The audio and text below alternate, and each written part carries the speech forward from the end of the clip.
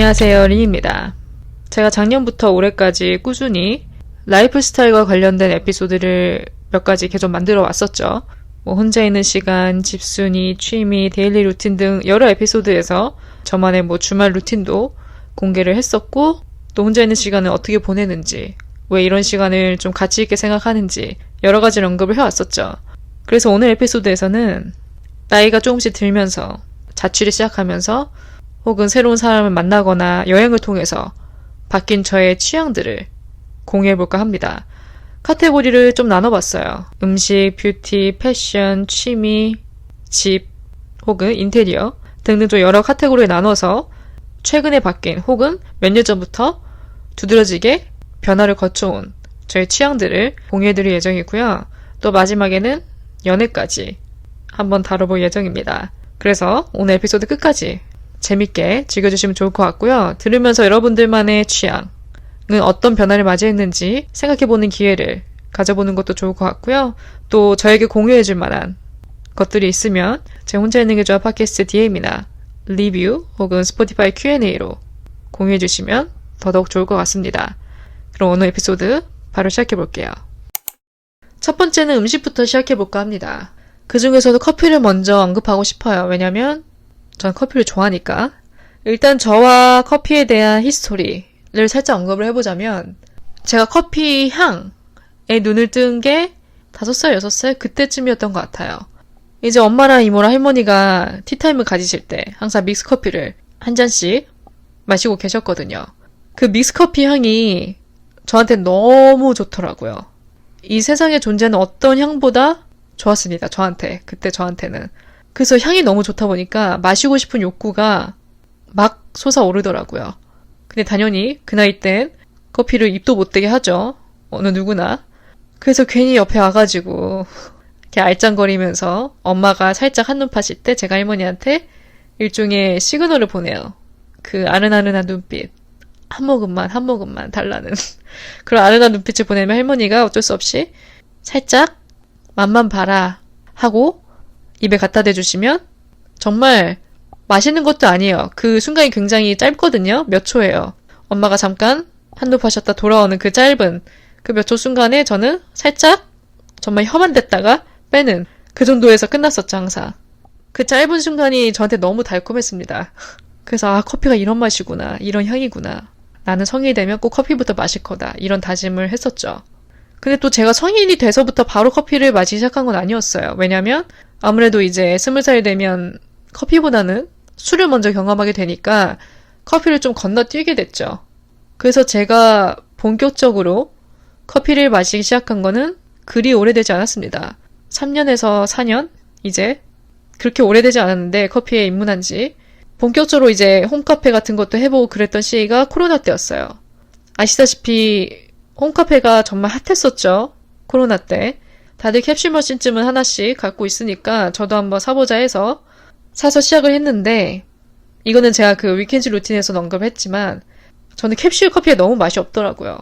저의 커피 취향은 한결같이 스트롱한, 진하고 좀 짙은, 고소하고 좀 깊이가 있는 그런 맛을 선호합니다. 쉽게 말하면 세게 마시는 걸 좋아하는 거죠.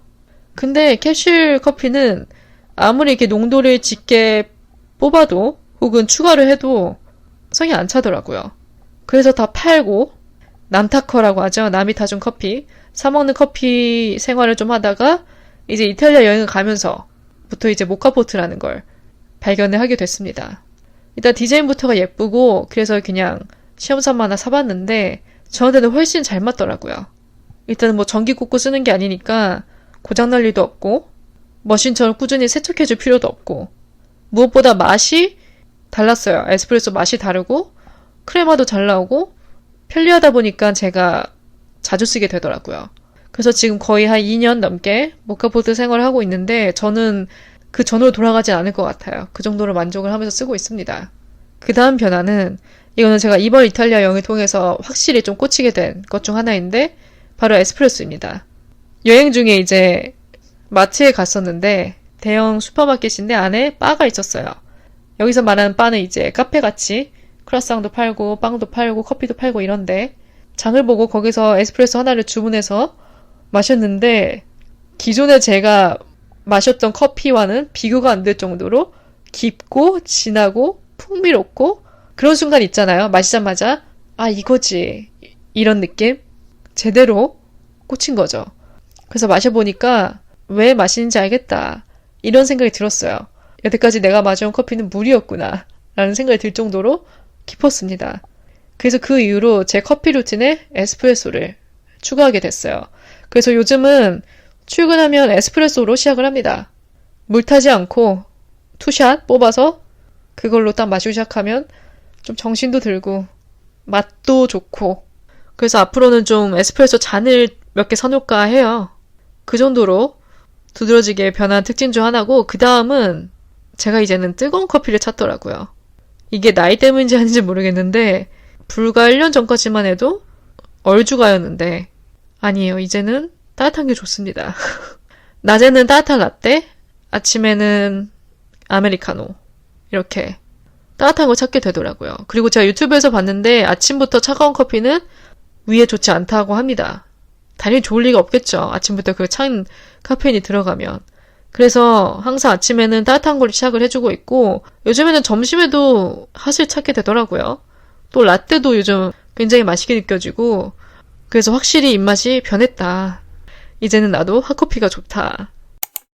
그 다음은 이제 음식으로 넘어가 볼게요. 저는 어렸을 때부터 약간 할머니 음식에 입맛이 기들여져서 가리는 게 없었어요.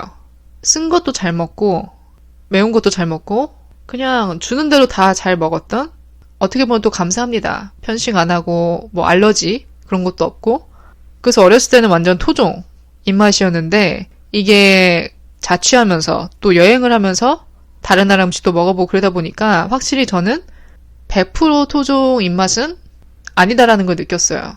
특히 여행 가면 한식을 심하게 그리워하는 분들이 계시잖아요. 완전 한식파. 근데 저는 한식 없이 꽤 잘 버티더라고요. 미국에서도 은근히 저는 잘 맞았습니다. 그때 물론 햄버거, 피자도 먹었지만 제가 혼자 지낼 때는 장도 여러 번 보러 갔었거든요. 그러면서 그 사람들의 식단 그런 걸 좀 시도해 보려고 노력을 했어요.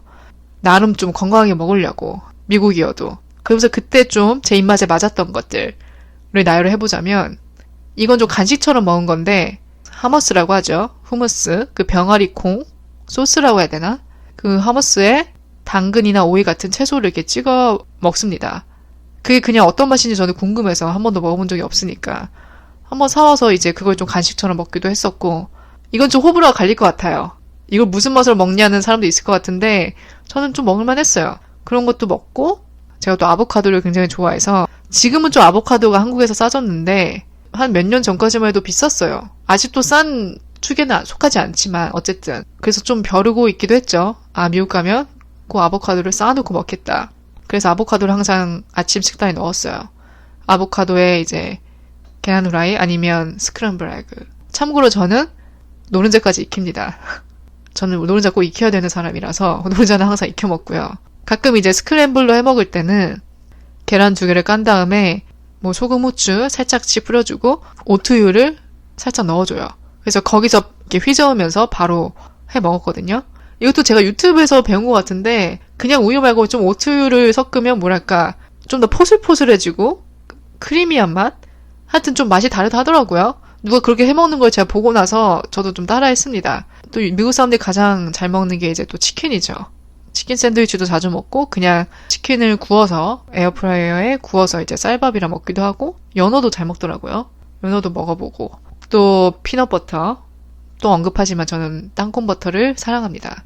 어쨌든 그렇게 하나둘씩 시도하고 먹다 보니까 한식이 딱히 생각이 안 났어요. 한 2달 정도는 제가 한식 없이 잘 버텼던 것 같습니다. 3달까지는 좀 힘들 것 같고 2달까지는 버틸 수 있을 만한 입맛이다. 그걸 좀 느꼈고 자취를 하면서 가장 많이 변한 것은 양이에요. 밥 양. 밥 양이 확실히 많이 줄었습니다. 아무래도 제가 챙겨 먹는 건 한계가 있잖아요. 매일 다른 식단, 영양소 있는 식단만을 먹기가 힘들죠. 이게 또 잘해 먹는 분들은 잘해 먹지만 저같이 이렇게 요리나 그런 거에 관심이 없는 사람들은 한계가 있습니다. 그래서 이제 반찬부터 간소해지고 그러다 보니까 모르겠어요. 밥 양도 조금씩 줄었습니다. 저도 다이어트라는 걸 딱 제대로 해본 적은 없습니다. 근데 아무래도 이제 주변 사람들이나 친구들이 항상 다이어트 하고 있는 모습을 보면 왠지 모르게 나도 해야 될 것 같고 나도 먹는 거 조절해야 될 것 같고 그런 게 있었어요. 그리고 또 일부러 조금씩 양을 줄인 것도 영향을 끼친 것 같습니다. 그래서 일단 밥 양이 많이 줄었다. 제가 완전 밥순이었는데 그 부분은 좀 안타까워요, 제 자신이. 근데 뭐 어쩌겠어요. 이미 작아진 위가 더 이상 안 늘어나더라고요. 이게 마냥 좋은 게 아닌 게 어디 가서든 좀 많이 먹고 싶은 상황, 많이 먹고 싶을 때 많이 못 먹는 게 좀 아쉽고 조금만 먹어도 그 배불러지는 그 느낌이 너무 싫기도 하고 좀 고통스러워요, 저는. 배가 너무 부른 느낌, 빵빵해진 느낌. 그런 느낌이 싫으니까 더더욱 이제 소식으로 가게 된 거죠. 그래서 고민을 좀 했어요. 그럼 조금 먹더라도 최대한 건강하게 먹어야겠다. 영양가 있게 먹어야겠다. 앞으로 나이는 계속 먹어갈 텐데 제 식단에 변화를 몇 가지 줬습니다. 내가 좋아하면서도 나한테 잘 맞고 어느 정도 좀 영양가 있는 그런 밸런스가 맞춰진 음식들. 일단 첫 번째는 샐러드인데 샐러드를 매일 먹는 건 불가능해요. 샐러드가 싸지 않기 때문에. 그래도 일주일에 2번, 특히 뭐 밀가루 있는 음식이나 고기랑 먹을 때는 항상 샐러드를 넣어줍니다. 햄버거를 시킬 때도 저는 햄버거 단품만 사서 프라이 안 먹고 프라이 대신 이제 샐러드로 그냥 죄책감을 위한 용인 것 같아요. 뭐 파스타나 고기 그런 거 먹을 때는 항상 사이드로 샐러드를 준비를 하고 샐러드에 저는 항상 아보카도를 넣습니다. 있고 없고의 차이가 좀 크더라고요, 저한테는. 그리고 드레싱은 오일로 해요. 최근에 집에 올리브 오일이 없더라고요. 근데 또 보니까 트러플 오일이 있더라고요. 올리브는 없으면서. 그래서 트러플 오일을 뿌려줬습니다. 이게 드레싱으로 써도 되는 건지 모르겠어요. 근데 그냥 먹을 순 없으니까 그냥 뿌려줘서 먹었고 또 최근에 꽂힌 게 올리브랑 치즈예요. 치즈는 원래 좋아했는데 이번 여행 갔다 와서 더 다양한 종류의 치즈를 좀 먹어봤는데 저한테 맞았던 거는 이제 브리치즈 그리고 모짜렐라는 그 마트에서 파는 그 완전 가루로 된 진짠지 아닌지도 모르는 그거 말고 이제 찐 모짜렐라를 갈아가지고 그렇게 뿌려 먹거나 생으로도 먹어봤고 올리브는 서양의 김치라고 하죠. 그 정도로 항상 이제 식사할 때 사이드로 있었는데 짭짤한 게 너무 맛있더라고요. 제가 좀 짠 걸 좋아하기도 하는데 짭짤하면서 뭔가 계속 먹게 되는 그런 맛이에요, 올리브는. 그 다음 뇨끼.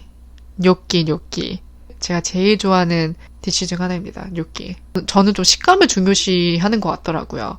식감이 좋은 음식을 좋아합니다. 제가 뇨끼를 좋아하는 이유 중 하나는 그 쫀득쫀득함 때문에. 그 식감이 너무 중독적이에요.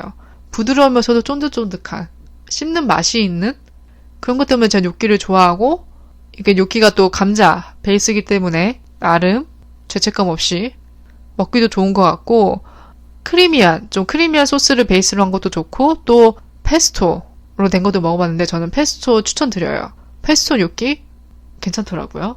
대체로 이탈리아 음식들은 어느 정도 이게 짠맛이 다들 들어가 있어서 저는 되게 잘 맞았습니다. 그래서 뇨끼 한 1, 2주에 한 번씩은 꾸준히 식단에 넣어서 먹고 있어요. 그 정도로 최근에 꽂힌 음식 중 하나입니다. 그 다음은 취미로 넘어가 볼게요. 독서입니다. 독서. 저는 독서 주기가 간헐적으로 찾아옵니다. 물론 맨날 왔으면 좋겠어요. 저는 맨날 읽게. 근데 안타깝게도 아직은 그 정도까지의 습관은 기르지 못했고 독서가 끌리는 시기가 오더라고요. 그때는 꼭 책을 사서 읽어줘야 됩니다. 그냥 아무 이유 없이 끌리는 때가 있어요. 읽고 싶다라고 생각이 드는 때. 그때는 그런 기회를 놓치지 말고 바로 사서 펼쳐서 읽어줘야 돼요. 그 시기가 이제 작년 12월쯤에 왔습니다, 저한테. 혹시 여러분들은 독서를 주기적으로 하시나요? 종이책을 선호하시나요? 전자책을 선호하시나요? 저는 둘 다 시도를 해봤거든요. 또 제가 전자책은 무료로 이용할 수 있는 혜택이 있어서 원한다면 제가 언제든 읽을 수 있는데 저는 종이책을 읽을 때 좀 더 집중력이 높더라고요. 그리고 일단은 제가 종이책을 선호하는 이유 중 하나는 책을 읽을 때만큼은 전자기기를 좀 안 보고 싶은 마음이 커요. 맨날 전자기기에 제 눈이 꽂혀 있는데 적어도 독서할 때만큼은 전자파를 좀 피하고 싶다 라는 생각에 종이책을 선호하는 것도 있습니다. 그리고 또 이제 연필로 밑줄 그어가면서 읽는 재미도 있어요. 제가 생각하는 독서의 가장 큰 장점 중 하나는 현실과 분리시켜준다는 거. 우리가 혼자 있다 보면 말 그대로 오버띵킹 할 때가 많잖아요. 공감하신 분들이 좀 있으실 것 같은데 우리가 혼자 있으면 생각이 많아집니다. 막 일어나지도 않은 일을 넘겨짚고 걱정하고 그냥 조그만 생각도 생각이 꼬리에 꼬리를 물다 보니까 나중에는 내가 왜 이렇게 쓸데없는 생각을 하고 있지? 라고 느낄 때가 있어요. 저는 그럴 때마다 좀 더 책을 피려고 노력을 합니다. 일단 독서를 하다 보면 잡생각이 사라져요.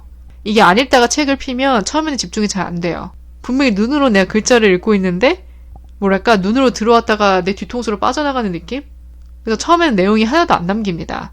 말도 어렵게 느껴지고 그래도 좀 계속 붙잡고 읽다 보면 어느샌가는 내용이 보이더라고요.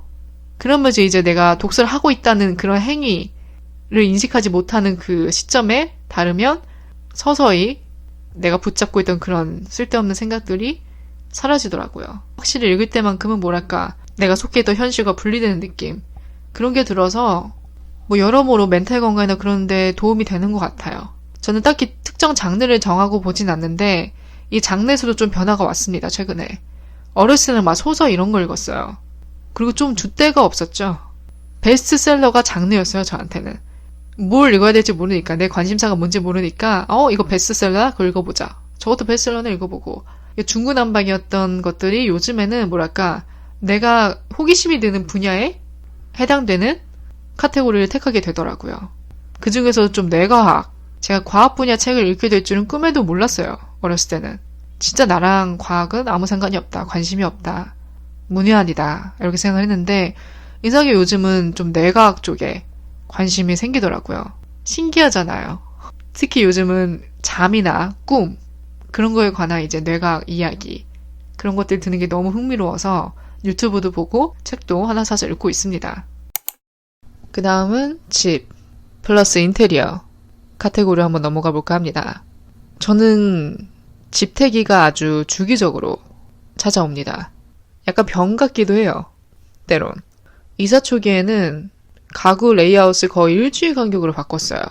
자꾸만 뭔가 이렇게 변화를 주고 싶고 같은 배치라도 한두 달 하다 보면 질리고 그리고 계속 고민하게 되는 거예요. 어느 레이아웃이 집을 좀 더 넓어 보이게 할까?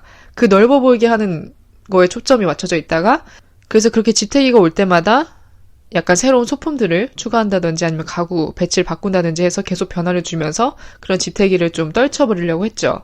왜냐면 집태기가 올 때마다 이사 갈 수가 없잖아요. 그쵸? 그래서 집태기를 언급한 김에 저의 그 인테리어 취향의 변화를 한번 언급해볼까 합니다. 인테리어 트렌드가 정말 많이 바뀌었죠. 옛날에 비해서. 옛날에는 정말 그런 뭐랄까 충격적인 체리 몰딩, 꽁무니 벽지, 어두운 색 바닥, 장판, 자주색 화장실, 타일 이렇게 좀 심플과 거리가 멀었죠. 저도 자취를 안 했으면 아마 인테리어에 관심이 없었을 거예요. 그리고 제 자신 자체가 워낙 꾸미는 걸 좋아해서 그냥 내 입맛대로 꾸미고 그런 데서 좀 희열을 느껴서 관심이 없을래 없을 수가 없죠. 어쨌든 옛날에 그런 좀 촌스러운 트렌드에서 벗어나서 근래까지는 화이트가 정석이었죠. 아주. 벽지 무조건 흰색, 바닥도 최대한 밝게. 왜냐면 나 바닥이야 라는 이런 색깔이니까 아무래도 공간이 너무 이렇게 분리되는 확실하게 보여지는 그런 느낌 때문에 바닥도 좀 연하게 하고 벽지도 흰색으로 하고 또 몰딩도 없애잖아요. 마이너스 몰딩이라고 해가지고 뭐 몰딩도 안 보이게 하고 주방 상부장 하부장도 하얗게 하고 하얗게 하다 못해 이제 상부장도 없애는 시도도 많이 하시죠. 왜냐면 상부장을 하면 좀 답답해 보이니까 상부장 다 없애고 다 하부장에 놓거나 정말 많은 트랜지션을 거치고 있는 것 같습니다. 저도 그래서 제 초기 인테리어 스타일, 취향을 돌이켜보면은 그때는 왜 그런지 모르겠는데 다 그레이로 통일했어요. 저는 가구를. 침대 프레임 그레이, 암막 커튼 그레이, 화장대 서랍장 그레이. 이유는 모르겠는데 그냥 사람들이 그레이를 많이 택하기도 하고 무슨 가구도 이제 리뷰를 보면 그레이가 가장 많고 취향이라기보다는 사람들의 선택을 좀 따라갔죠. 그러다가 어느 순간 질리더라고요. 왜냐면 그레이가 이제 색감이 확실하잖아요. 딱 튀잖아요. 그러니까 나도 이제 다른 사람들처럼 화이트로 가보고 싶다. 화이트로 하나씩 맞추다 보면 공간이 좀 넓어 보이지 않을까? 다 하얀색이니까. 그렇게 사람들이 하얀색을 찾다 보니까 나도 하얀색에 끌려서 그렇게 이제 화이트로 통일시켜 놓은 다음에 또 가장 유행하고 있는 지금은 좀 식은 것 같긴 한데 아직도 사람들이 많이 따르고 있는 트렌드 중 하나가 미드 센츄리잖아요. 그 미드 센츄리 때문에 또 이 실버, 크롬 이쪽 계열 아이템들이 불티나게 팔렸죠. 그리고 오늘의 집 그런데 커뮤니티 가면 죄다 미드 센츄리. 모듈 서랍장, 투명 의자, 죄다 이제 유리거나 아크릴로 돼서 투명한 거. 거기에 실버 포인트. 선풍적이었죠. 이것도 이제 한두 사람이 하다 보니까 다들 따라하게 되는 그런 트렌드였던 것 같아요. 그래서 그거 보니까 왜 이렇게 시크해 보이지? 그러니까 뭔가 그 차가운 느낌 있잖아요. 흰색에 이제 그런 실버를 포인트로 주니까. 그러면서 또 모듈 수납장도 하나 사드리고 접이식 의자도 이제 미드 센츄리 의자 찾아서 사고 또 그러다 보니까 이제 포스터도 사람들이 많이 데코로 해놓더라고요. 그래서 미드 센츄리 포스터 이런 게 엄청 유행했었죠. 저는 포스터만큼은 좀 신중했습니다. 지금도 그렇고요. 왜냐하면 너무 흔한 디자인들이 많아서 뭐 리뷰 한 1200개씩 되는 그런 포스터는 사고 싶지 않더라고요. 솔직히. 그래서 포스터는 안 하던가 애초에 안 하던가 아니면 할 거면 한 개, 많아봤자 2개로 딱 이렇게 간단하게 해서 흔하지 않는 포스터를 찾으려고 노력을 했죠. 어쨌든 그렇게 화이트, 미드 센츄리, 실버 이렇게 거치다가 제가 최근에는 오히려 약간 이 트렌드가 레트로로 다시 가려는 움직임이 조금씩 보이더라고요. 일단 요즘 빈티지 아이템들을 찾는 사람들이 많아졌고 굉장히 또 제가 예전에는 흰색에 꽂혀있다 보니까 나무, 우드 그런 가구들 정말 싫어했거든요. 이런 거 왜 사나 집 좁아 보이게. 근데 최근에 바뀌었습니다. 우드 가구 특히 월넛 색상이 너무 끌리더라고요. 또 이런 월넛 진한 그 우드 색상에 실버 포인트가 굉장히 또 잘 어울리더라고요. 조합이. 그래서 제가 웬만한 인테리어 아이디어들은 핀터레스트에 다 보관해 놓습니다. 영감을 얻는 사진들은. 그래서 요즘 제 핀터레스트 보드 보면 월넛 가구 혹은 완전 빈티지스러운 주방 인테리어 거기에 이제 실버 키친렉 그런 게 너무 예뻐 보이더라고요. 그래서 제가 다음에 또 인테리어를 바꾼다면 최대한 월넛 색상의 그런 좀 따뜻한 느낌을 주는 가구들을 드리고 싶고 몰딩에 대한 인식도 좀 바뀌었어요. 몰딩은 없어야 된다. 혹은 몰딩도 하얀색이어야 된다. 그래서 집에 있는 이 몰딩도 지금 약간 베이지 색상인데 이것도 바꿀까? 이런 생각도 했었거든요. 근데 안 바꾸길 잘했다라는 생각이 듭니다. 이제는 다시. 그러니까 체리 몰딩이라고 다 나쁜 게 아니더라고요. 몰딩도 몰딩 나름이다. 잘만 가구들을 조합해서 배치하면 오히려 좀 더 집이 코지해 보이고 빈티지한 느낌을 줄 수 있다. 그래서 저는 좀 우호적으로 바뀌었습니다. 몰딩에 대한 생각이. 그 다음은 이제 침실로 한번 넘어가 볼까요? 아무래도 이제 화이트가 트렌드다 보니까 침구도 호텔 같은 침구가 만연해 있죠. 지금도. 그래서 저도 이제 당연히 그레이에서 화이트로 넘어오면서 침구도 바꿨습니다. 올 화이트로. 그래, 침구는 화이트가 정답이지 라고만 이제 알고 있었는데 최근에 또 바뀌었어요. 특히 요즘 스트라이프가 굉장히 유행을 하고 있는 걸 느낍니다. 스트라이프 패턴의 침구. 색깔도 굉장히 다양해요. 그린, 오렌지, 블루 등등. 그래서 그런 스트라이프 침구를 보다 보면 막 너무 예뻐서 설레더라고요. 그런 느낌 아시나요? 너무 내 취향의 것들을 봤을 때 막 어쩔 줄 모르겠는? 특히 침구는 기분 전환을 꽤나 큰 역할을 해줍니다. 왜냐하면 방에 딱 들어가면 바로 보이는 게 침대잖아요. 그만큼 이제 침구 시트가 주는 역할이 크죠. 그 시각적인 효과가. 그래서 지금 하루빨리 스트라이프로 다 바꾸고 나서 거기에 빨리 몸을 누이고 싶은 그런 마음입니다. 어쨌든 요즘 스트라이프 패턴이 또 유행을 하고 있는 것 같아서 이 부분도 좀 주의 깊게 봐야 될 것 같아요. 마지막은 연애입니다. 연애는 가치관의 변화로 표현하는 게 맞을 것 같아요. 일단 우리가 연애하면 그런 말 많이 듣잖아요.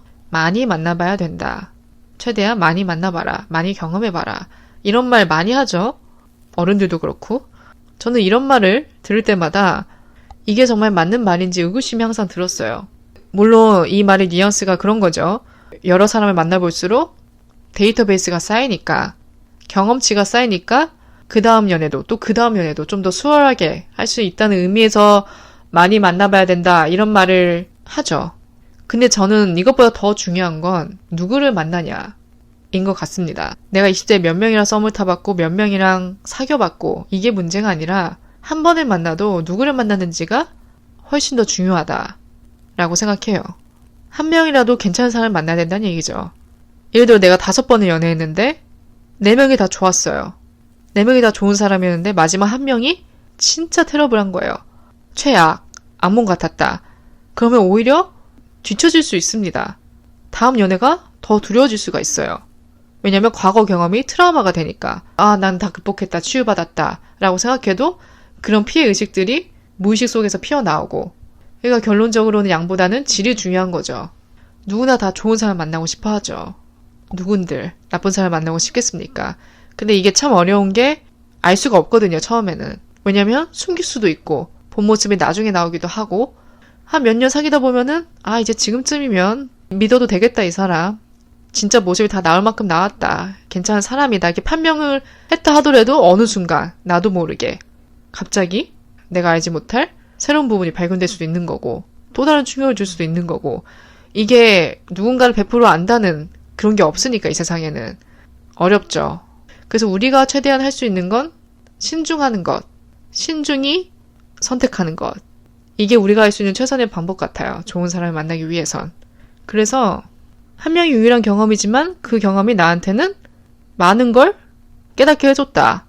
전체적으로 그 시기를 돌아봤을 때 행복했고 그 과정에서 내가 배우는 것도 있었고 그 다음 연애 때는 내가 이 부분은 좀 더 고쳐야겠다. 이렇게 얻는 부분이 있다면 그게 제대로 된 연애고 또 좋은 연애로 남을 수 있는 거죠. 내 친구 다 커플인데 나만 솔로네? 그럼 나도 빨리 구해야겠다. 이런 조바심에 판단력이 흐려져서 아무나 만나는 것보다는 시간이 좀 걸리더라도 전 연애와 그 다음 연애 사이에 텀이 길더라도 최대한 신중하게 데이트를 통해서 상대방을 좀 알아가고 파악하고 그런 다음에 본격적인 연애에 돌입하는 게 좋은 연애로 가는 길이지 않을까라는 생각이 들어요. 그래서 결론은 많이보다는 누구를 만나느냐가 정말 중요하다. 그 다음 가치관. 연애에 대한 가치관 중 제가 비로소 최근에야 좀 깨달은 부분이 있다면 바로 이 허니문 페이스입니다. 허니문 페이스. 콩깍지라고 하죠, 우리. 보통 연애 시작하고 3개월까지 콩깍지를 하잖아요. 저는 이 허니문 페이스에 굉장히 익숙해진 사람 중에 한 명이었어요. 저는 일단 장기 연애에 대한 경험이 부족하기 때문에 새로운 연애에 돌입한다 하더라도 막 몇 년씩 그렇게 오래가는 타입은 아니었습니다. 제가 20대 에피소드에서도 언급을 했지만 저는 좀 친구들과 노는 활동에 시간을 많이 투자했고 제 포커스가 좀 그쪽이었어요, 완전히. 연애는 그렇게 중요하지 않았죠. 그러다 보니까 이제 연애라는 걸 진지하게 생각해 본 적도 없고 돌입한다 하더라도 그 가장 좋았던 기간, 가장 이렇게 서로 설레고 잘 보이고 싶고 잘 보였던 그 시기에만 너무 익숙해진 거예요. 제 감정이나 모든 것들이. 그래서 저는 그 기간이 끝나면 연애가 끝나는 줄 알았어요. 안 끝낸다 하더라도 어떻게 이어가지? 두려웠어요. 주변에 제 친구들이나 다른 사람들이 하는 연애 보면 굉장히 편하게 연애하고 친구같이 연애하고 때로는 진짜 후리하게 입고 나와서 동네 산책 가거나 그게 캐주얼하게 데이트하고 제가 해왔던 그런 데이트 모습과는 상반되었기 때문에 제가 그런 편한 연애를 과연 경험할 수 있을까 살면서 이런 질문들이 항상 생겼죠. 근데 이제 와서 깨달은 게 오히려 그 허니문 페이스는 일루전이다. 환상인 거죠. 왜냐면 그 시기는 우리의 본 모습이 안 나오잖아요, 잘. 나와도 좀 감추려고 하고 그리고 최대한 잘 보이려고 노력하죠. 예쁘고 멋있게 보이려고 노력하죠. 저도 그랬고 상대방도 그랬어요. 데이트 코스도 좀 계획적으로 짜고 실패하지 않게끔 항상 나올 때마다 힘주고 나오고 모든 게 좀 설레고 그런 좀 갖춰진 모습에 혈안이 돼 있어서 본인들의 그런 내추럴한 모습이 거의 안 나왔어요. 제로에 가까웠어요. 그리고 또 우리가 사람인지라 때로 연약한 모습도 있고 힘든 모습도 있잖아요. 그런 걸 내비칠 생각조차를 못했던 것 같아요. 그런 모습을 보이면 오히려 상대가 받아들이지 못할까봐 내가 너무 많은 거 공개하는 게 아닌가? 내가 이런 모습까지 비치면 상대방이 어떻게 반응할까? 오히려 이런 내 약한 모습들, 내 좀 인간적인 모습들은 감추려고 노력을 했죠. 근데 이제는 완전히 바뀐 게 오히려 나의 그런 모습을 더 오픈해야 된다. 그리고 오픈했을 때 상대방이 어떻게 받아들이는지도 굉장히 중요하다는 걸 느낍니다. 그런 걸 통해 진짜 알 수 있는 것 같아요, 우리가. 이 사람과는 오래 갈 수 있겠다, 없겠다. 나의 이런 모습도 이해해주고 감싸주고 또 위로해주는 게 역할이잖아요. 언제까지 재밌는 얘기만 하고 내일 우리 어디 가지? 내일은 뭐 먹지? 우리 여기 호텔 갈까? 저기 호텔 갈까? 이 옷 이뻐? 저 옷 이뻐? 언제까지 이런 얘기만 하고 살 수 없듯이 때로는 내가 가지고 있는 뭐 어려운 점들, 힘든 점들, 잘 안 되는 점들 이런 것도 털어놓았을 때 정말 그냥 들어주는 것 그 자체로도 그 역할로도 힘이 되고 또 그런 거를 정말 아무 서스럼 없이 받아주는 그런 상대방의 모습을 통해서 관계가 더 단단해지는 느낌이 들죠. 그래서 저는 오히려 그 콩깍지기가 이유가 진짜라고 생각합니다. 진짜 연애로 들어가는 순간. 마지막은 우리 모두 기댈 수 있는 사람이 필요하다. 제가 아무리 독립적이라고 해도 아무리 혼자 잘 지내고 혼자 있는 걸 좋아하고 또 1인 가구가 늘어나고 독신이 늘어난다 하더라도 우리는 절대 혼자 살 수가 없습니다. 사람들과 아무런 교류 없이 살아갈 수는 없다는 거죠. 저도 심심할 때 혹은 집밥이 그리울 때 그냥 가족이 보고 싶을 때 찾아가 가족이 필요해요. 그냥 존재 자체가 힘입니다. 가족은 딱히 뭘 특별히 하는 게 없어도 꼭 가족과 멋진 곳에 여행을 가서 노는 것만이 교류가 아니라 그냥 집에 가서 쉬는 거, 집밥 먹고 이런저런 얘기도 하고 그냥 그 자체가 교류고 왠지 모르게 다녀오면 좀 에너지가 나고 일상의 소소한 행복입니다. 또 친구도 필요해요. 갑자기 얘기할 거리가 생겼을 때 회사에서 무슨 일이 일어났다. 아, 이 얘기는 꼭 해야 된다. 갑자기 하고 싶은 얘기들이 있잖아요. 이럴 때 전화할 친구가 필요하고 또 내 인생을 좀 더 길게 봤을 때 가족도 언젠간 내 곁을 떠나고 결국 내 곁에 남는 건 동반자, 배우자죠. 그냥 그런 거예요. 힘든 하루를 보내고 들어왔을 때 집에서 날 반겨준 누군가가 있다면 그냥 힘들 때 아무 말 안 하고 조용히 기댈 수 있는 사람이 있다면 그 자체가 위로 아닐까. 또 우리는 나이를 먹잖아요. 자연스럽게 나이를 먹다 보면 신체적 능력도 줄어들고 내가 내 힘으로 할 수 없는 일들이 생기고 누군가의 도움이 필요한 순간들이 찾아오죠. 그럴 때 내가 기댈 수 있는 사람, 또 반대로 곁에 있어줄 수 있는 사람이 배우자 아닌가라는 생각이 들어요. 그러니까 이렇게 좀 길게 보다 보면 인생을 혼자만은 살 수 없겠더라고요. 물론 이것도 이제 살아보다 보면 결과가 나오겠지만 그렇습니다. 인간은 절대 혼자 살 수가 없다. 네, 오늘 에피소드는 여기까지입니다. 혹시 제가 아까 언급한 인테리어 부분, 그런 영감들, 그런 부분에 대한 좀 더 구체적인 예시가 필요하신 분들은 제 핀터레스트 링크를 설명창에 달아놨거든요. 그래서 여러분들도 이런 인테리어나 패션 뭐 그런 쪽에 좀 영감이 필요하신 분들, 또 핀터레스트를 자주 이용하시는 분들, 제가 말하는 취향이 어떤 건지 좀 자세하게 구체적으로 보고 싶은 분들은 링크 타고 들어가셔서 팔로우도 하시고 원하는 사진, 영감들이 있으면 각자 개인 보드에 추가하면 여러모로 좋을 것 같아요. 이런 취향은 아무래도 또 바뀌겠죠, 계속. 이미 지금도 너무 많은 변화를 거쳐왔고 또 거주지가 바뀌고 나이가 들고 그러다 보면 계속 바뀔 테니까 또 새로운 좀 흥미로운 것들이 추가가 된다면 다른 에피소드로 또 제작을 해보겠습니다. 여러분들도 최근에 변한 취향이나 또 올해 새롭게 좀 추가할 만한 본인만의 취미, 트렌드, 변화를 주고 싶은 것들이 있다면 공유해주세요. 리뷰에 달아주셔도 좋고 제 혼자 있는 게 좋아 팟캐스트 DM으로도 보내주셔도 좋고요. 오늘도 제 에피소드 들어주신 모든 분들 정말 감사드리고요. 저는 또 다음 에피소드로 찾아뵙겠습니다.